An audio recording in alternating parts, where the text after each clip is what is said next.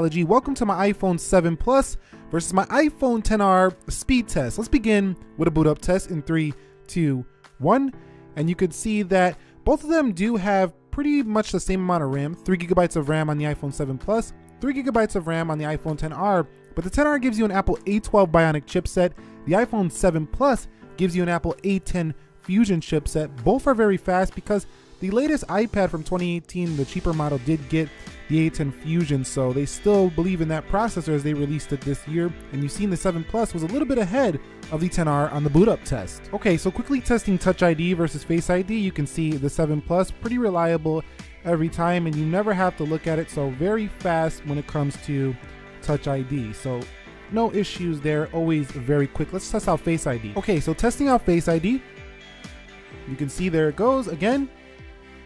There it goes. So Face ID is also pretty fast. It's just not faster than Touch ID, I find. To go a little bit faster, you can start swiping immediately and just go like that. So pretty fast here on the XR.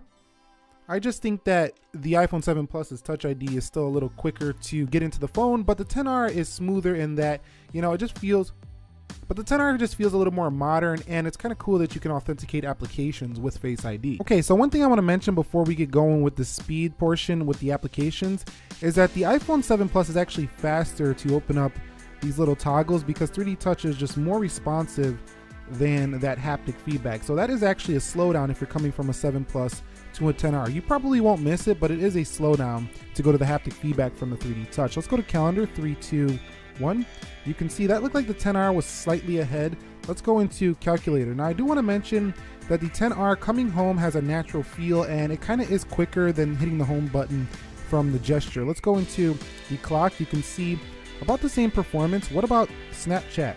And you can see Snapchat is ahead for the 7 Plus. Now keep in mind that the XR is not optimized in every app yet because it's a newer phone. 7 Plus wins there on WhatsApp. But we do want to see the 7 Plus at least keep up as it's still in the lineup, and it would be nice to see if it just stays there with the XR. And so far, it looks like it is doing that. Now going through Instagram, you can see basically no difference here in the everyday performance between these so far. We're getting into third-party apps now. Let's go to YouTube, and let's go to the trending tab. And you can see pretty much similar. So it's really hard to see the differences there on YouTube. Let's come home. Let's go into Prime Video and see which one can get in there first. Hopefully we don't get an ad on either. And it looks like the 7 Plus won that one. Let's go ahead and click JAWS, and you could see XR a little bit ahead. Let's go into Amazon. But you can see right here, it doesn't look like speed is really that much different. So when Apple talks about the A12 Bionic and all that, it is actually faster, but you need to be doing things right now that are taking advantage of it. And most things you're doing right now on your phone definitely are not doing that. So let's go into eBay, and you can see that the XR was a little bit ahead. It looked like. If I was wrong, let me know down below. Couldn't really see that one. What about Slither? And you can see Slither is first for the XR. And gaming performance, I do have to mention, is better for the XR. The battery drains less. It's a little bit cooler, more efficient under gaming use, and it's faster to load things. So you want the XR if you want better gaming. Let's go into Jetpack Joyride. And you can see just look how fast that loaded for the XR. That was crazy quick. So when you get into more graphically intensive games like Dead Trigger, it's even faster on the XR. So this phone is a beast in performance, but the 7 Plus is no slouch either. It does have the performance you need as well, but you can see the XR just a little bit more swifter in that performance round. Now when I bought the 7 Plus, it was around the same price as the XR. So I think the XR is not crazy out of the reach of most consumers like maybe some of the iPhone XS Maxes are. And you can see that the iPhone XR won here for speed test. So what about Video Shop? And you can see that's the iPhone XR. What about iMovie?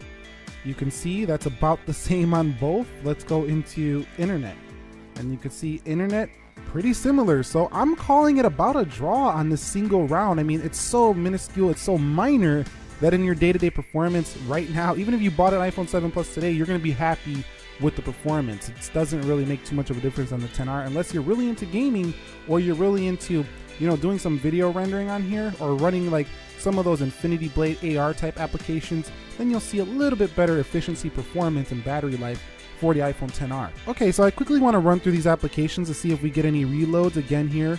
In multitasking, you can see nothing so far for the 7 Plus. We do have Instagram on the reload. What about YouTube? Nothing. Prime Video with a reload. Amazon, let's go into eBay. You can see nothing. Slither, nothing there, look like. Paused that on the Jetpack and paused the Dead Trigger. It's all good to go though. Video Shop. And remember, iOS 12 here on both. iMovie did reload and internet, so not bad there for the multitasking for the 7 Plus. What about the iPhone XR? Like, I really like these gestures. It just seems smoother when you're going in and out. And so far, the XR looking like the better performer here in RAM management, definitely so far. Oh yeah.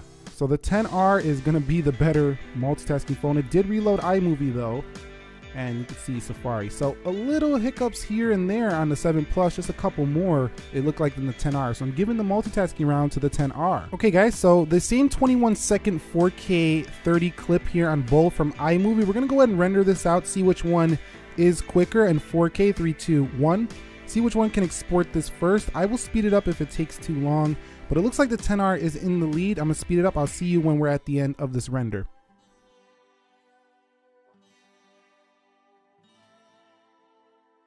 Okay, so we finished, and shockingly, the iPhone 7 Plus has won this video rendering test, same exact clip. So that was a little surprising. So I guess it's gonna take a longer video for you to see the more performance gains, but the iPhone 7 Plus wins here on the 4K 30 render clip, showing that it's still a powerhouse performer as well. Okay, so the final Geekbench scores are in, and holy smokes, look at the iPhone XR just kicking the iPhone 7 Plus's booty. Okay, so in conclusion, which one is the better buy here in terms of the speed? And that's gonna be the XR hands down. It's a more competent performer, but you're gonna pay $350 more or so for this device. So go ahead and let me know if you guys want to see a full comparison, if you should upgrade from the 7 Plus to XR down below. I'll consider talking about that when making that video. And if you guys found this video helpful, entertaining, enjoying, informative,